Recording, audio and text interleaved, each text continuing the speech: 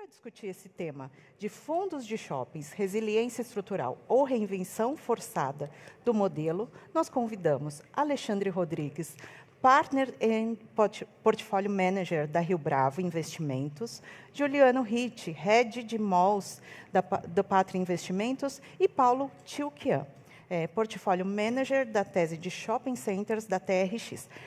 E para essa moderação, eu convido ao palco Mauro Junqueira, CIO da Allos. Vamos lá, um grupo forte aqui conosco. Muitíssimo obrigada. Mauro, é com você. Muito obrigado. Antes de mais nada, agradecendo aí ao GRI pelo convite. E temos aqui, então, um painel para a gente falar um pouco mais sobre shopping centers, como é que essa indústria está evoluindo aí, desde a apresentação de muita resiliência lá pós-pandemia, e como está essa indústria de shopping centers e de varejo de rua ao longo desses últimos anos. Acho que vamos falar um pouco também sobre gestão de portfólio, gestão ativa versus location.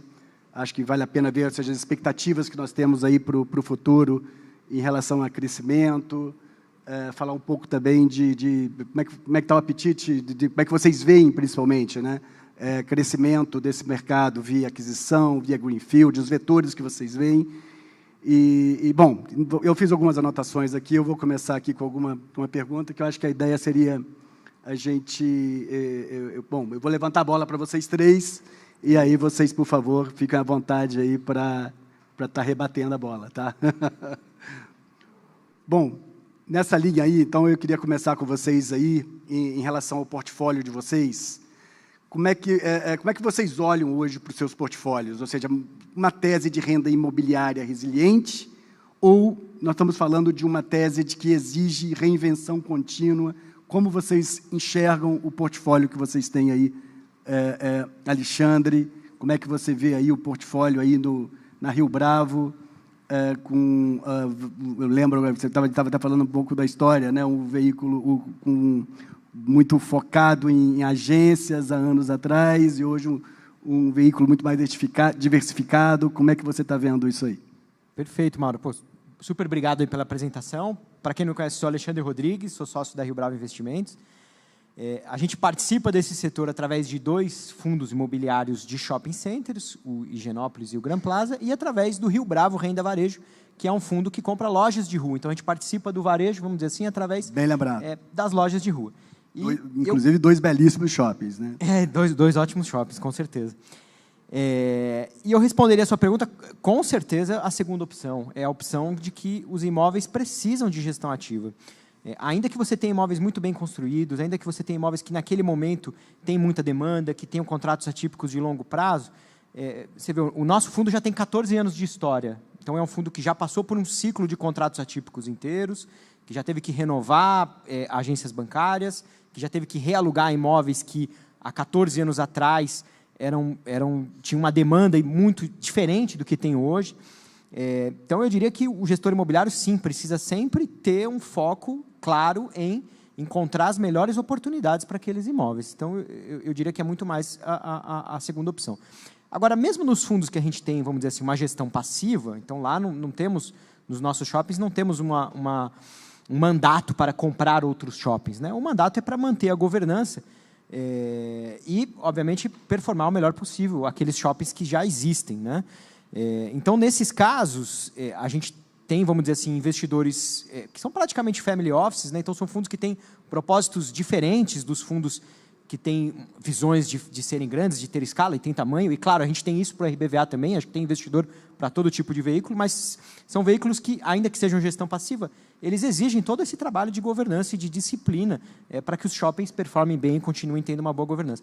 Mas eu responderia essa pergunta claramente a segunda opção. Precisamos sempre ter uma clareza de gestão ativa.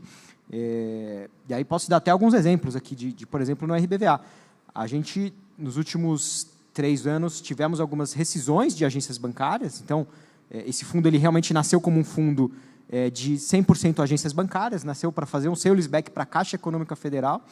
Então, ao longo do caminho, a gente foi vendendo agências bancárias, já vendemos 300 milhões de reais em agências, e fomos fazendo isso picado, encontrando um investidor um a um, né, para vender cada uma dessas agências, e fomos reinvestindo em outros ativos de varejo. Então, compramos imóveis educacionais, compramos imóveis Centauro na Paulista, Renner na Oscar Freire, terminamos agora um build-to-suit para Porto Belo, na Alameda Gabriel. Estamos construindo um portfólio que tem o objetivo de ser resiliente, mas que sempre precisa ter esse cuidado de reposicionamento. E, inclusive, já reposicionamos alguns ativos bem interessantes. Já reposicionamos, nos últimos anos, mais de 10 imóveis que eram agências e se transformaram em outras coisas.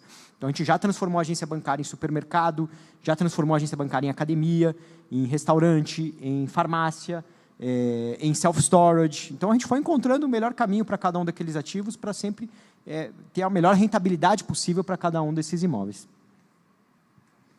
Boa tarde, boa tarde. Obrigado pelo convite aí, primeiramente. Prazer estar aqui com vocês. Acho que eu vejo a combinação das duas coisas, né? Falando um pouquinho aqui de shopping, né, Mauro? Pegando esse gancho da pergunta, acho que a gente tem no nosso fundo de shopping, né, uma componente aí de gestão ativa também muito forte, né? Desde que a gente assumiu o fundo no meio do ano passado, vai completar um ano, a gente vem atuando de maneira muito ativa, principalmente na qualificação do portfólio, diminuindo concentração em alguns estados específicos. Então, acho que, por esse lado, né, tem uma reinvenção ali, uma missão do gestor de reinventar um pouco o portfólio e trazer ativos que tragam justamente essa resiliência, né? Então, acho que eu vejo as duas coisas combinadas. Acho que o setor de shopping centers, como um todo, ele se reinventou, né? Desde a pandemia, ele vem se reinventando, ele mudou bastante as características dele, e aí, junto com isso, ele se mostrou um setor muito resiliente, né? Então, acho que eu vejo as coisas muito combinadas. Claro, a gestão a participação do gestor ali na gestão, né, nessa movimentação e reciclagem de portfólio vai ser fundamental, né? A gente tem que buscar essa reinvenção, né, o destrave de valor para o cotista, mas, ao mesmo tempo, pensando na classe de ativos, é uma classe de ativos que justamente se demonstrou muito resiliente, mesmo, né, tendo enfrentado aí, ou até catalisado pela pandemia. É uma classe de ativos que realmente se mostrou muito resiliente. Isso é bem interessante, né? Bom, boa tarde, Mauro, obrigado. Boa tarde a todos. Eu vou falar aqui um pouquinho da história do TRX, né, que acho que responde a sua pergunta, né? TRX, acho que é a caçula, né, no mercado de shopping centers. No final do ano passado, comprou 3 ativos, 2 em BH, 1 em São Luís, participação menor em São Luís, mas foi aí que entrou no mercado de shopping centers. E, ao entrar no mercado de shopping centers, entendeu que a gestão precisa ser ativa. É uma classe de ativos que, se estiver longe, você não captura todo o valor que você pode tirar do ativo, né?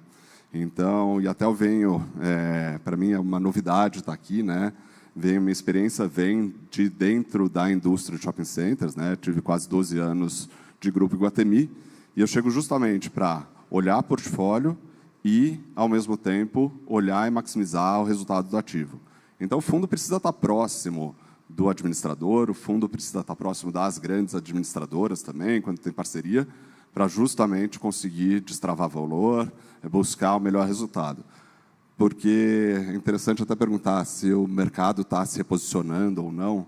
Shopping center, acho que vem se reinventando há mais de 2000 anos, né? Então, desde o Grand Bazar, não é um movimento de agora, né? E isso que gera o grande interesse na classe do ativo, né? Porque é um ativo que sempre está surfando ondas. Então, está surfando hoje a onda da gastronomia, já surfou a onda da moda, tem tentado, de alguma forma, viver o híbrido, né? O e-commerce, que já tentaram matar os shopping centers com o e-commerce e tudo mais, mas só que a gente percebe que o que faz o shopping center funcionar é essa gestão próxima, é fazer o negócio acontecer e acompanhar de perto no dia a dia. Não sei se eu desviei um pouquinho aí da pergunta, perfeito, Mauro. Não, perfeito, Paulo. Obrigado. Eu já enquadro aqui numa segunda pergunta, que tem um pouco de conexão com essa, e é o seguinte, ou seja, tenho certeza que um ponto importante para vocês é location de cada um dos ativos, e junto com a location vem oportunidades de crescimento, de rendas auxiliares, por exemplo, a parte de desenvolvimentos imobiliários. Como é que vocês enxergam essas oportunidades? Sejam, no caso dos shoppings, em explorar seus potenciais construtivos, com a exploração de desenvolvimento imobiliário de hotéis, de desenvolvimento imobiliários residenciais e comerciais, como na próprio varejo de rua, quando você tem uma vacância, vocês analisam a oportunidade de desenvolvimento imobiliário. Como é que vocês hoje enxergam essas oportunidades, uma vez fundamentada na location que nós temos? Perfeito. Posso começar?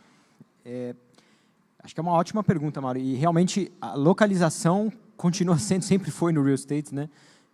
Um dos temas mais relevantes e importantes. Então, de todas as agências que a gente já teve vagas, certamente as que a gente conseguiu reposicionar mais rápido foram as que tinham localização melhor, né?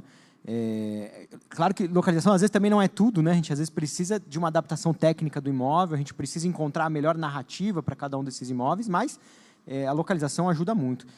Tem um exemplo que eu gosto de dar, que é um imóvel que a gente tem, na verdade, ainda no portfólio, que fica na João Pinheiro, próximo da Praça da Liberdade, uma localização excelente, no bairro residencial, mas que tem um bom fluxo uma alta densidade de pessoas de alto padrão morando. E a gente tinha uma agência bancária lá, do Santander, que era uma agência de 4.000 metros, né? Que é uma agência oriunda do Banespa. Esse é um tipo de imóvel que, para o Santander, já não fazia mais sentido. O Santander hoje está abrindo agências de 300 metros ou 400 metros. Então, imagina que ele precisa de 10% da área que ele ocupava. Então, ele já tinha sinalizado para a gente que aquele imóvel provavelmente não ficaria, e a gente começou a prospectar esse imóvel no mercado. Mas, até antes disso, a gente tentou vender esse imóvel enquanto ele era uma agência bancária. E a gente recebia propostas ali na casa de 18, 19 milhões. O que não satisfazia a gente do ponto de vista financeiro, né? E quando a gente conseguiu fazer essa troca, né, um imóvel que, graças a uma boa localização e uma boa execução de estratégia e de troca de portfólio, quando a gente conseguiu fazer essa troca, saiu o Santander e no mesmo momento a gente colocou um supermercado lá, o Super Nosso, que é um mercado bem tradicional lá de BH, a gente testou colocar o ativo para venda novamente, a gente começou a receber propostas de 31, 32 milhões. É a mesma esquina, não teve nenhuma mudança estrutural relevante no imóvel, localização é a mesma, mas mudou a narrativa. Mudou a narrativa de um banco que precisa reduzir espaço e que provavelmente em algum momento vai sair daqui, para uma narrativa de um contrato novo, recém-feito, com varejista, consumo essencial, que provavelmente vai ficar aqui por muitos anos. Então, essa narrativa tem um potencial, vamos dizer assim, de destravar valor no portfólio. E é esse tipo de alternativas que a gente vai buscando. Então, a gente sempre tem que ir mesclando localização, e, claro, dei um exemplo bom aqui, mas nem sempre... claro que com um portfólio de 80 imóveis, a gente também tem que ir encontrando. Nem todos os exemplos são fáceis, onde a gente consegue realocar no mesmo momento. A gente teve, inclusive, um imóvel na Paulista, super bem localizado, que acabou ficando um ano vago, mais ou menos. A gente até achou que poderia alugar ele antes, trabalhamos muito para isso. Mas a gente trabalhou ele antes numa narrativa de ter uma flagship na Paulista, como a gente tem a da Centauro. Então, a gente até chegou a fazer reuniões com o metrô, pensamos em criar um acesso direto do metrô para o nosso imóvel, que tinha viabilidade para isso. Vendemos isso para algumas marcas, para criar uma flagship na Paulista, com acesso direto para o metrô, vendeu o name rights da estação junto. Acho que a gente tinha um bom plano, vamos dizer assim, né? Mas, com o juro a 15% e os varejistas, de certa forma, retraídos, não encontramos tanta atração para esse plano. Então, tivemos que pivotar esse caminho, encontrar um outro caminho, onde a gente separou o imóvel. Os andares de cima a gente pensou em alugar para academia, os andares de baixo para o varejo tradicional. E essa mudança de narrativa também fez a gente conseguir alugar. Então, eu diria que localização é essencial, acho mas também exige muito narrativa, encontrar as melhores narrativas para conseguir vender bons produtos para os varejistas, né? E agora, ainda bem, esse ativo foi alugado para uma academia, que no fim acabou pegando o imóvel todo, mas você vê como só mudar a narrativa a gente conseguiu dar atração para o portfólio. E aí, Juliano, Patrick, como é que vocês enxergam essas oportunidades, principalmente, eu acho que nos shoppings, de explorar esse potencial e allocation dos ativos? Eu acho que pensando na aplicação dessa pergunta para shopping, né, realmente o shopping ele tende a ser um ecossistema imobiliário ali bem completo, né? Então, vários shoppings você consegue fazer desenvolvimentos imobiliários de outras classes de ativos.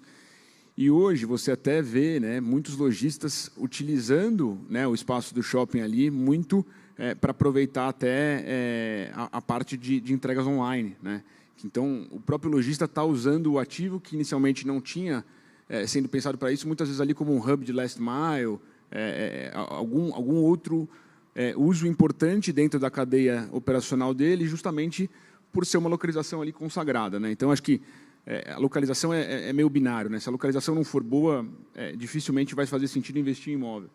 Mas acho que aliado a isso tem todo esse ecossistema que vai se formando no shopping e acho que isso nessa classe de ativos é muito relevante, né? Então, aí até pegando o ponto, né? Assim, a gestão próxima é muito importante. A gente sempre busca estar com os melhores parceiros naqueles melhores ativos, justamente para conseguir estar o tempo todo destravando o valor imobiliário em função até de outros usos. Tá? Eu concordo com os dois, né? Acho que é interessante que, assim, tudo pode ser oportunidade. Às vezes você pega um ativo que tem um entorno mais consolidado, você tem uma oportunidade de desenvolver o mix de uma forma para conveniência e tudo mais. Do outro lado, tendo um shopping que tem um entorno menos consolidado, provavelmente você vai ver indicadores de crescimento de receita e vendas muito maior.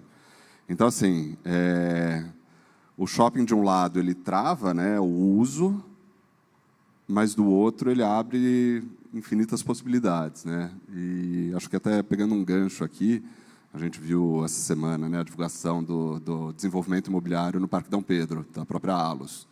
Então, isso é uma possibilidade que tem o shopping, que destrava um valor dentro do fundo que é incrível. Então, assim, voltando daí para a gestão próxima. E é uma operação ganha-ganha, né? Ou seja, você ganha com o desenvolvimento imobiliário e você retroalimenta o seu público primaríssimo do empreendimento. E você garante a qualidade do entorno, né? E acho que isso também é importante, né? Porque daí você coloca dentro do ambiente do shopping um ativo de mesma qualidade do shopping. Então, realmente, você tem essa retroalimentação que ela é super positiva. Então, assim, o que é interessante do mercado hoje é que tudo é oportunidade. Por exemplo, em BH a gente entrou em contextos mais de entornos mais desenvolvidos, mas com a ideia de desenvolver o recheio do shopping. Então, conseguir melhorar a qualidade, conseguir entregar mais para o lojista, novos contratos, aumentar a venda, que vai aumentar a receita. E por aí vai. Então, meio depende, né? Mas em termos da parte de varejo de rua, você já enfrentou alguma coisa no sentido de vacância, que você teve que sair dessa vacância com o desenvolvimento imobiliário, ou você ainda não enfrentou esse tipo de situação? Mauro, eu estou recente na TRX, a gente tem esse olhar. A gente tem ativos muito bem localizados, com excelentes custos de reposição. Não sei, se precisar eu colo com o Gabriel, ele está fazendo que não. Então, não tivemos. Tá? Não, beleza. Vamos ir um pouco aí para a parte já falaram aí a parte de omnicanalidade. Nossos lojistas estão cada vez mais integrados nessa parte aí, ou seja, vivendo nesse mundo de omnicanal. Vocês acham que o proprietário imobiliário está ganhando ou perdendo participação na cadeia de valor do varejo com o e-commerce, com a omnicanalidade acontecendo em nossos espaços, né? Seja de varejo de rua, seja em varejo de shopping center? Posso começar, Alexandre? Vai lá, por favor. A TRX, como é um fundo híbrido, né, e a gente trabalha em todas as classes, em 5 classes de ativos, né? Então, a gente está no logístico, a gente está no varejo urbano, hospitalar, educacional e shopping centers. A gente, no final, ganha com tudo, né? Então, mas eu acho que veio para agregar, né? Eu acho que não é um ou outro. Eu acho que são os dois juntos. Eu acho que a pandemia, talvez o que mais trouxe para a gente, o que mais mostrou, é que o mundo é híbrido e todo mundo vai ter que conviver. Então, foi essa época em que shopping center morreria por conta do e-commerce, mas, do outro lado, a experiência acaba sendo diferente, né? Então, você tem toda uma parte de olhar para o negócio de uma forma diferente. Eu acho que... e daí, voltando na questão da gestão próxima, se você está próximo, você extrai valor. Se achar que vai ter o ativo lá rendendo para o resto da vida, provavelmente você vai perder valor em qualquer um dos negócios. Mas vai ter gente que vai sofrer, vai ter gente que vai ganhar, vai saber tirar valor do negócio. A gente falou de agências, né?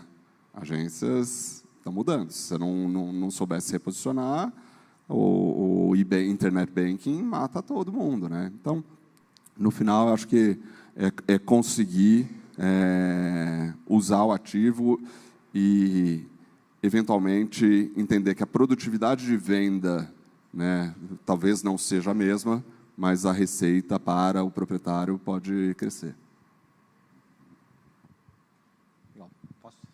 Posso ser o segundo?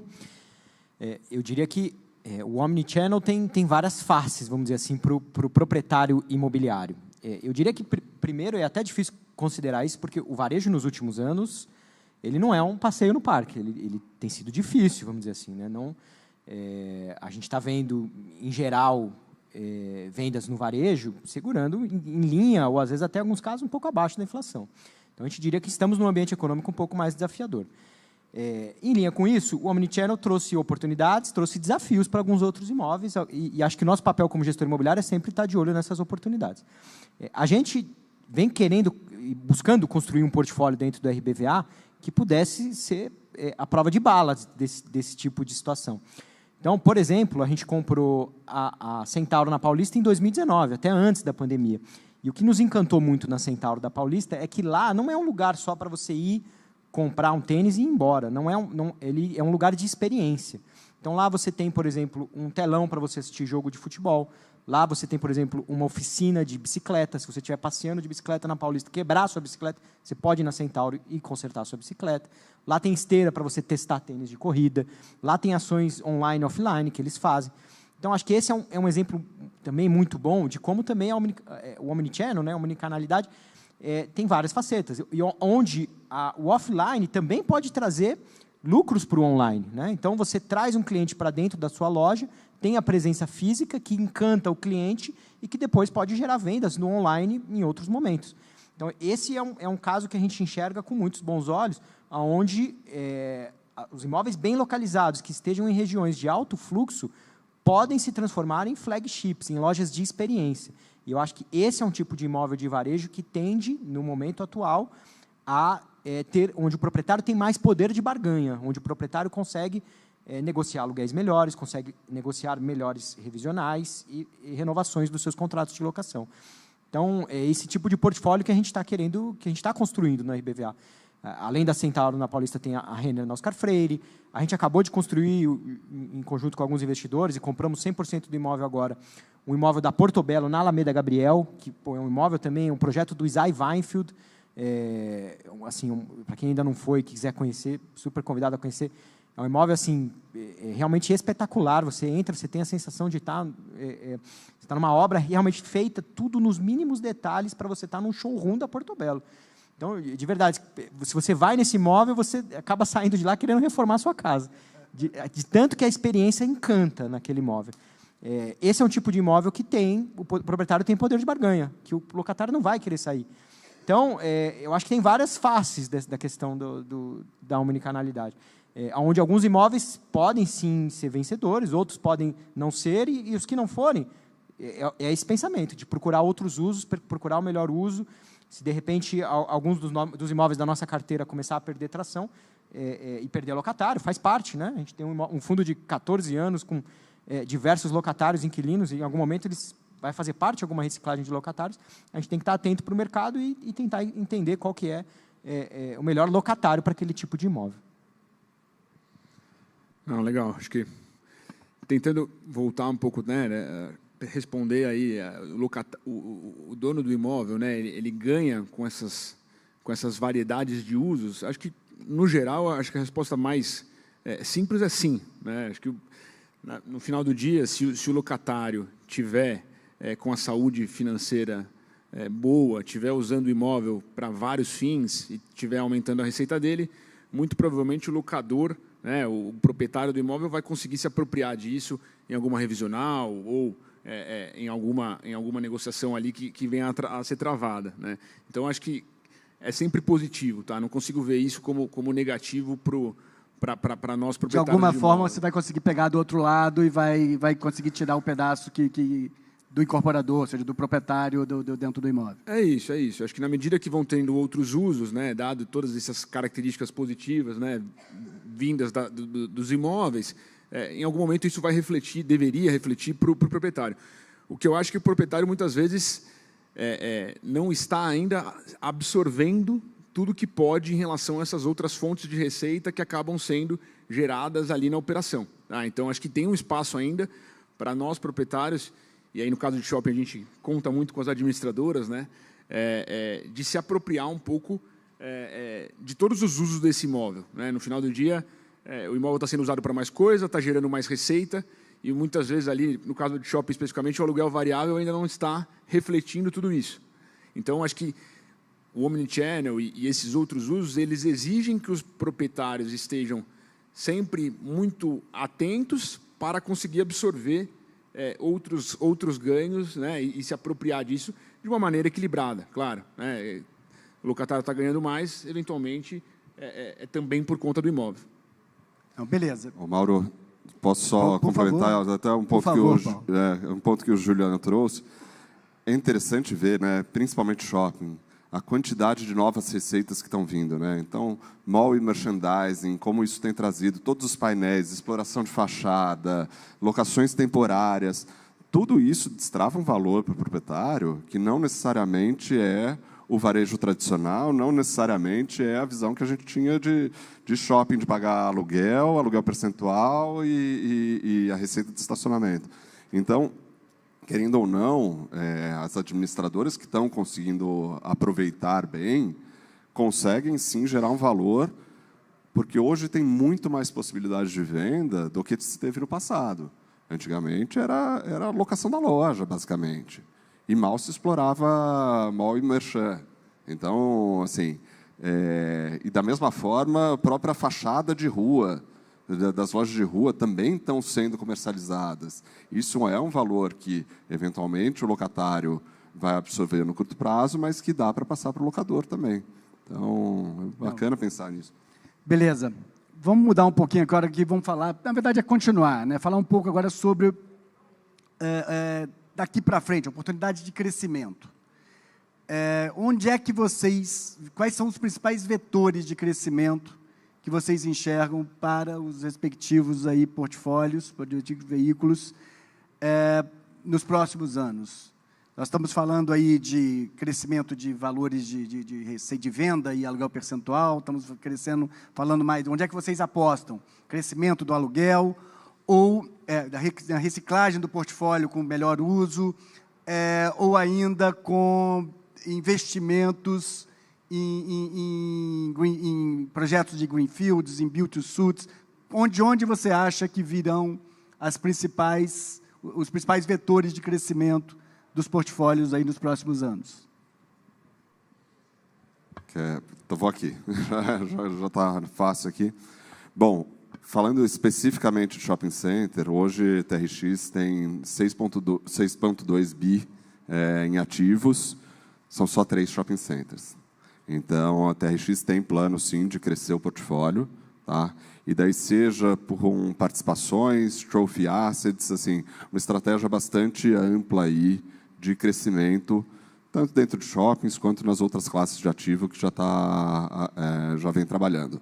No caso de shopping centers, a ideia é compra de participação, talvez um ou outro projeto de greenfield, a gente conversa internamente, né, indo em parceria com outros operadores, mas, querendo ou não, Brasil são 650 shoppings, né, acho que tem muita oportunidade, né, de crescimento dos fundos através da compra de participações majoritárias ou minoritárias, né? Então, a TRX, a gente está com esse plano bastante amplo. E, da mesma forma, dentro dos ativos também, né? Então, essa entrada da TRX foi muito mais, não diria que são ativos estressados, mas são ativos em que tem uma oportunidade de revisão de mix, toda a revisão da experiência do cliente como um todo, crescimento de fluxo, crescimento de vendas, e isso gerar resultado. Isso falando no curto prazo. Acho que no médio e longo prazo, crescendo o portfólio com ativos mais maduros, ativos que performam melhores, né? Então, que têm anuais por metro quadrado melhores e tudo mais, acreditando muito mais na tese. Shopping center, historicamente, cresce em média 2% acima da inflação todos os anos, né?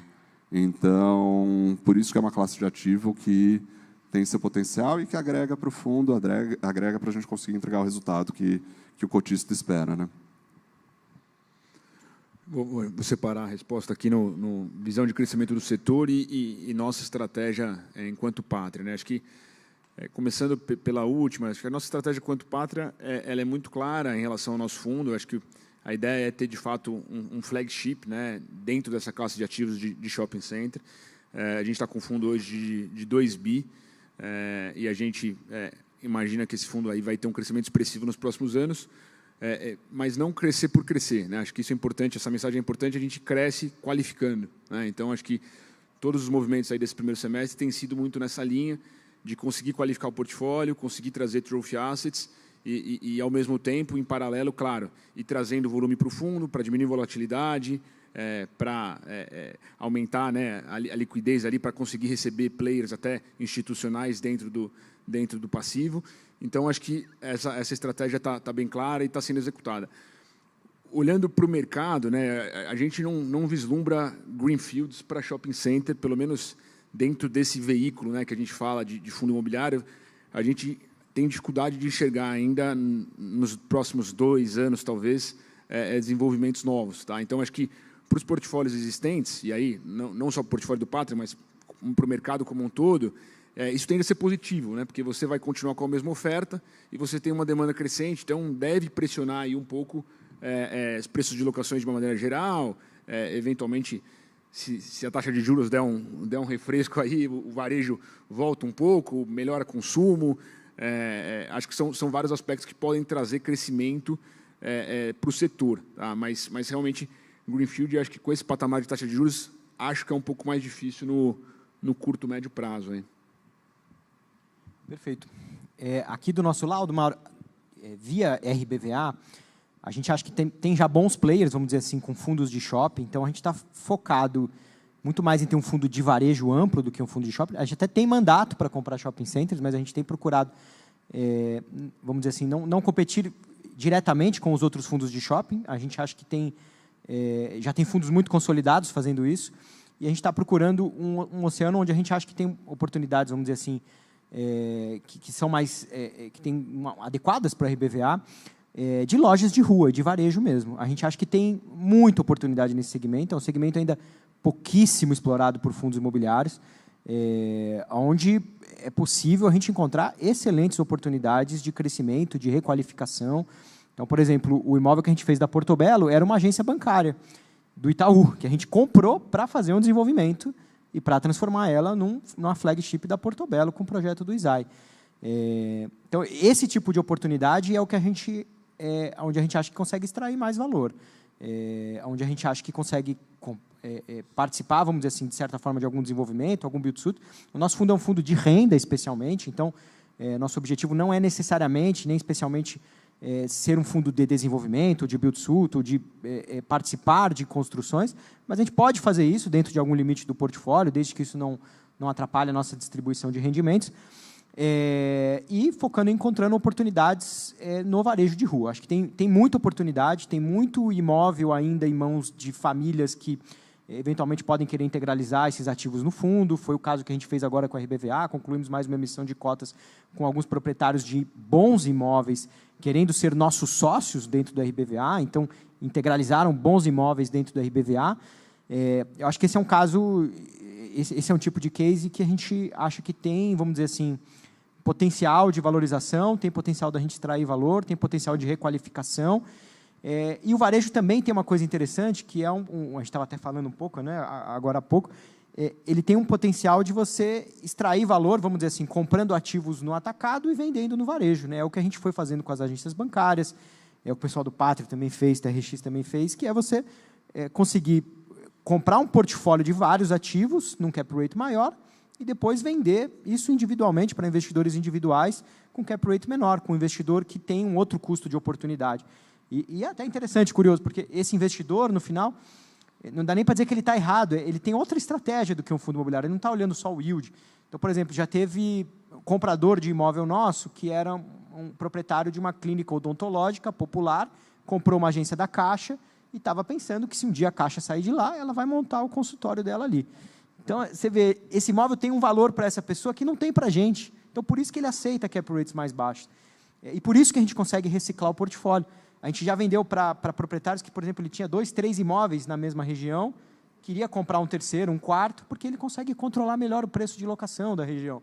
Então, também, esse é um tipo de oportunidade que tem e que, enfim, que dá para a gente extrair valor no portfólio. Então, eu acho que muito da nossa oportunidade de crescimento está no nosso próprio portfólio, em fazer as mudanças que eu comentei, reposicionamento de ativos, realugar ativos que já existem, e crescer sempre com bastante cautela, colocando ativos bons, de qualidade, para dentro do portfólio, criando um mix com diversificação, mas sempre pensando bem no real estate, com qualidade, e com isso, enfim, conseguindo criar um fundo cada vez melhor, mais diversificado, e pronto para capturar as boas oportunidades do mercado imobiliário.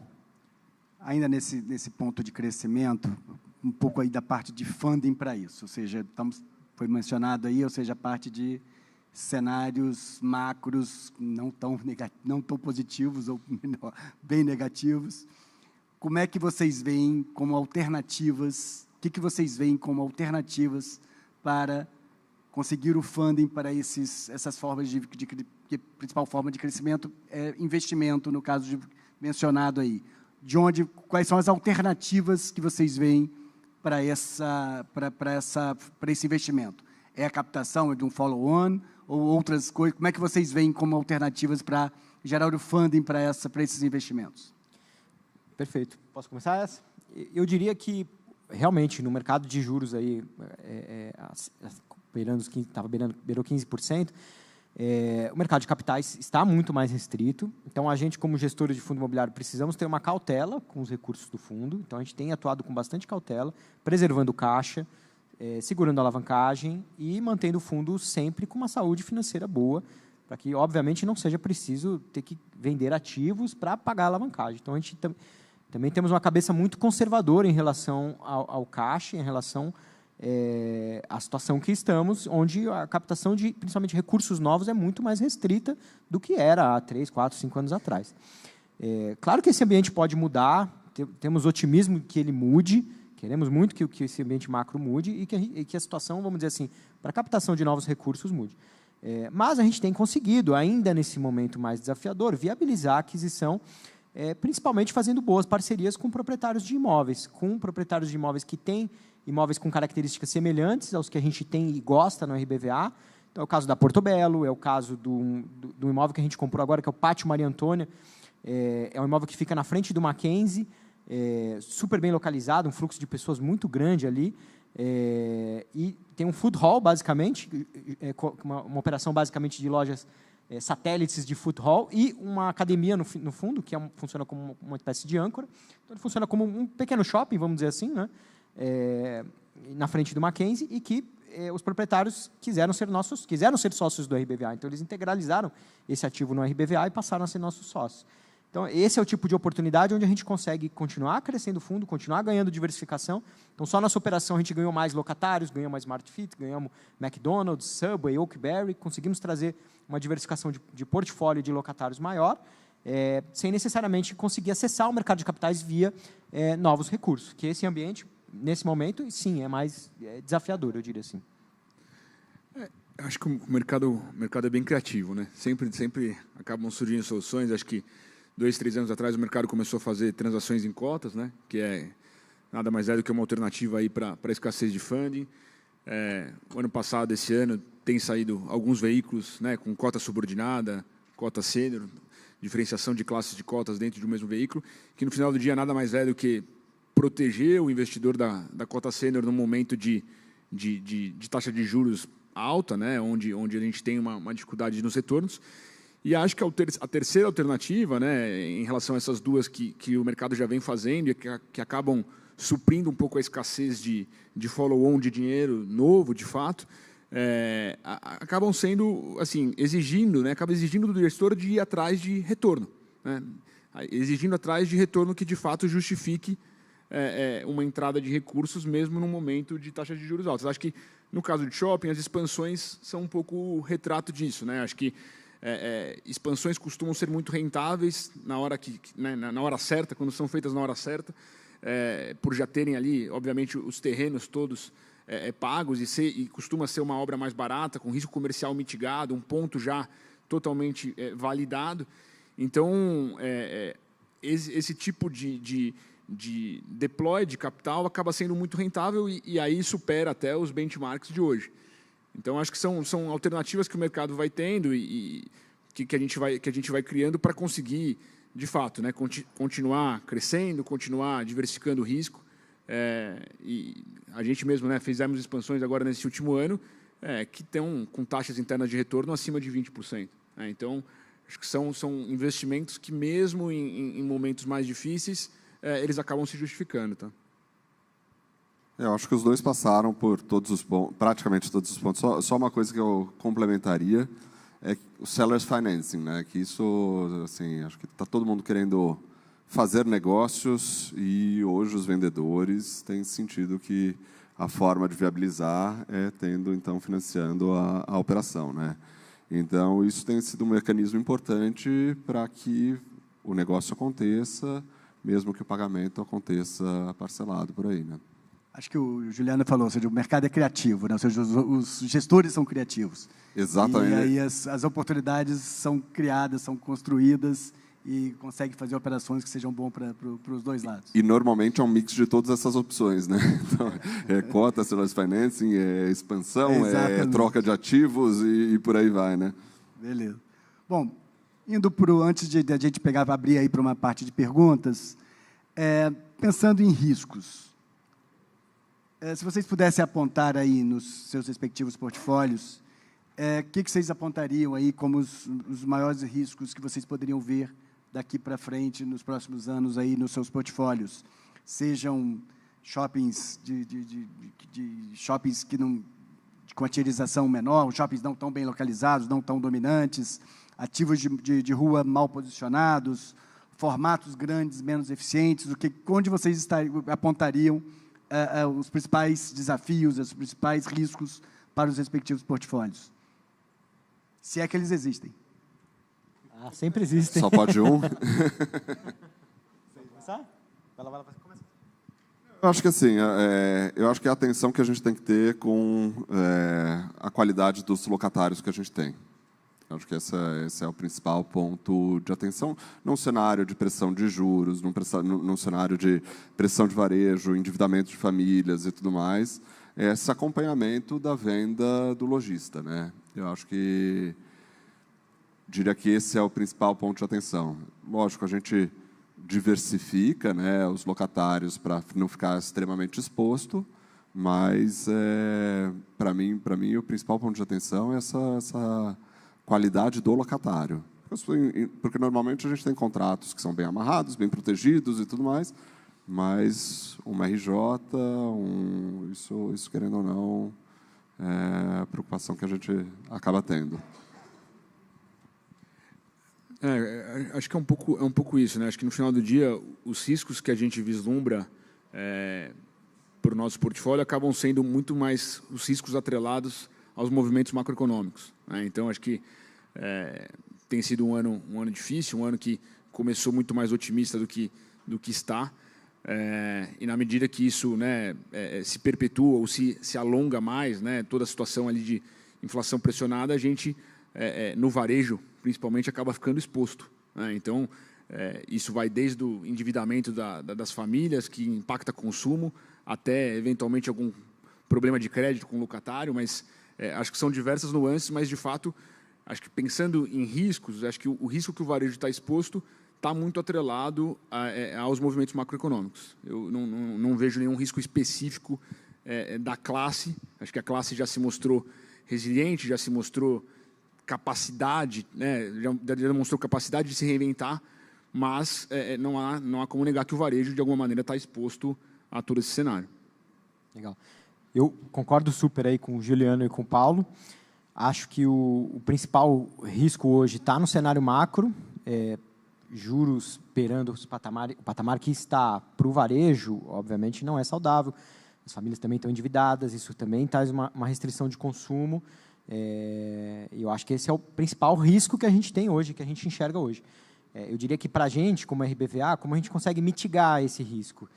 Primeiro é que, mesmo o varejo estando numa situação desafiadora, não é uma situação trágica também, tá? Mas também o varejo não está crescendo, mas também não está quebrando. Tá? Uma situação estável, vamos dizer assim, né, em termos reais. Mas, ainda assim, tem setores que estão crescendo muito e estão indo super bem. Então, por exemplo, a gente fez 3 locações esse ano, tá, de ativos no portfólio. Os 3 eram agências bancárias, 2 foram locados para academia e 1 foi locado para farmácia. Então, olha só, não à toa, são segmentos que estão crescendo muito bem. Farmácias, né, é um segmento, enfim, por N motivos, tem crescido muito, e academias também. Então, sempre no varejo, o Abílio Diniz diz uma coisa, não existe vácuo no varejo, né? Os vácuos vão sendo preenchidos, e acho que isso vale para os imóveis também, né? Conforme alguns setores vão enfraquecendo, outros podem aproveitar oportunidades e crescer. Então, a gente tem que ficar sempre atento a essas oportunidades e tem que sempre buscar ter um portfólio mais diversificado possível, né, para que, se aconteça alguma vacância, isso represente pouco no nosso portfólio, né? Esse é o trabalho. Mas eu concordaria que o principal cenário o principal risco mesmo é o cenário macro. Bom, estou vendo aqui que está faltando aproximadamente 9 minutos. A gente queria abrir aqui para algumas perguntas. Se não tiver muitas perguntas, eu volto a fazer alguma pergunta aqui para a gente usar o resto final do tempo que nós temos, mas queria deixar aberto aí para ver se tem alguma pergunta aí para essa turma aí.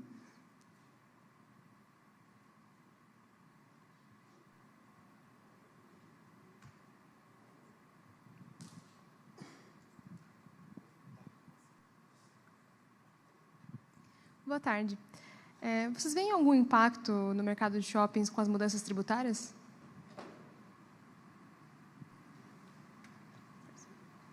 A gente tinha suspeitado que vinha alguma pergunta nesse sentido. O impacto, na verdade, tem. Acho que a gente está estudando tudo isso. Acho que, desculpa começar aqui. O que a gente tem feito muito mais do lado shopping, preparar os contratos de locação, e a gente está com uma janela de oportunidade, né? Como a gente recém adquiriu shoppings e trocou a operadora, a administradora, então a gente está substituindo todos os contratos de locação para incluir toda a previsão da reforma tributária e tudo mais. Então, hoje, a preparação no shopping center acaba sendo nisso, né? Preparar para como a reforma vai bater nos lojistas, né? Deixa eu colocar só um ponto aqui, eu acho que no moderador dando uma resposta aqui parcial. Porque tem duas situações. Tem a situação do fundo imobiliário, que ele vai ser optante, né, do tributo, e a situação do operador de shopping, que não é fundo imobiliário, que esse sim tem esse risco e vai ter que avaliar esse risco de uma forma diferente. Acho que no caso dos shopping centers, que vão ter, dos fundos imobiliários, que vão ter a opção de ser contribuinte ou não do IVA, eles estão no melhor dos mundos, que é poder avaliar o assunto, e a resposta que já estaria debaixo da mesa, não tenho a menor dúvida, que é não ser contribuinte. E se não à frente for verificarem e comprovarem benefícios, acho que eles vão ter essa opção de graça, por sinal, uma opção gratuita, para estar exercendo. Então, eu acho que o que eu tenho ouvido, pelo menos da maioria dos fundos imobiliários, é que acabam sendo optantes, nesse primeiro momento, de não serem contribuintes, e então não teriam efeito nenhum em termos de IVA, talvez algum efeito para o locatário, porém, como não vai ter interferência no aluguel dele, ele não deveria sentir nenhum problema.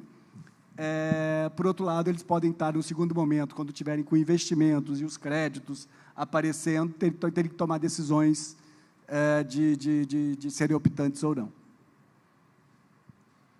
Acho que só complementando, acho que de uma maneira geral, para os fundos, né, acho que os fundos saíram vencedores dessa discussão da reforma como um todo. Então, acho que essa opcionalidade acaba sendo bastante vantajosa, né? Acho que ficou claro que o veículo hoje mais eficiente para se carregar um imóvel na grande maioria das vezes, acaba sendo um fundo imobiliário, e aí você vai ter essa opção ainda, né, como o Mauro comentou, de optar por ser contribuinte ou não contribuinte.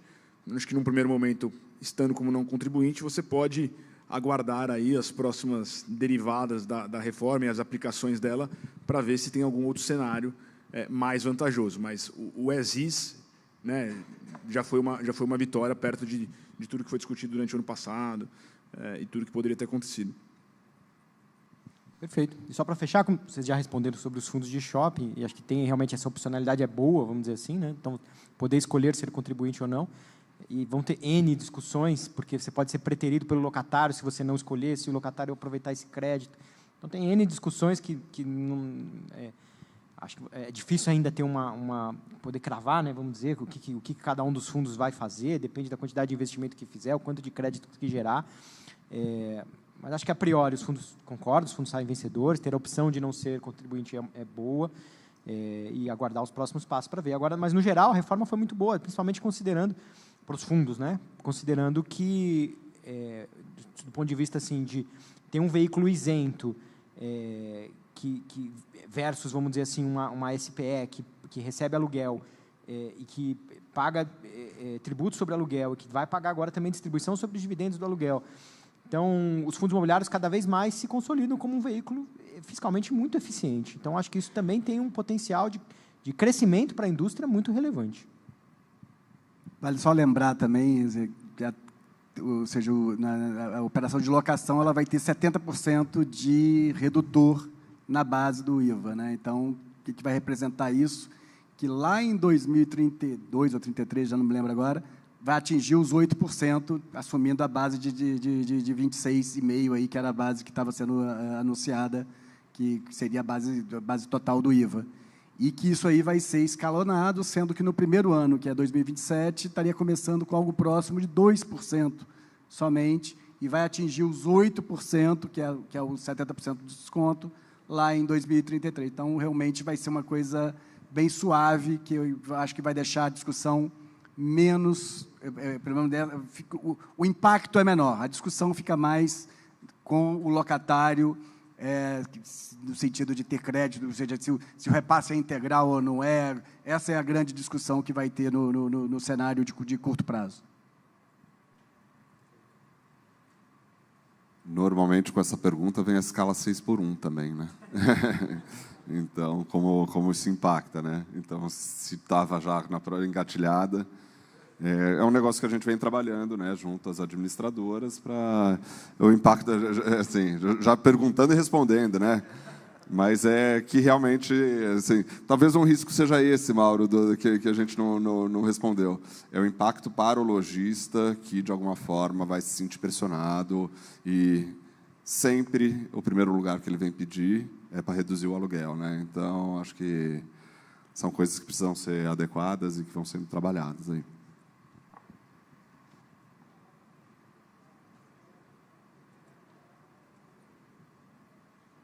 Bom, gente, não tendo mais perguntas aqui, a gente agradece aqui a participação de vocês, em especial aí os três painelistas aqui, o Alexandre, da Rio Bravo, o Juliano, do Pátria, e o Paulo, da TRX. Super obrigado. Mais uma vez, eu agradeço aí o GRI pelo evento, e obrigado pelo convite de vocês. Obrigado, Mauro. Obrigado.